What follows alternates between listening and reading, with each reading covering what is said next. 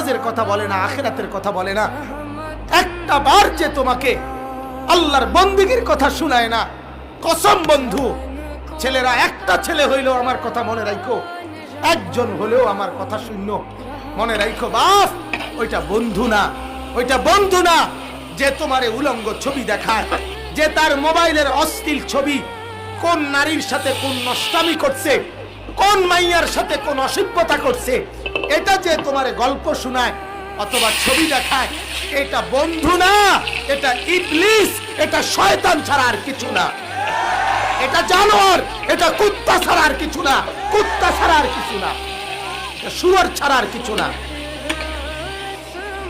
এটা জানোয়ার ছাড়া আর কিছু না, এটা বন্ধু না। বন্ধু কিভাবে বন্ধুর এত বড় ক্ষতি করে? কথা বলেন না কেন? বন্ধু কিভাবে বন্ধুকে আগুনে ফেলে দেয়?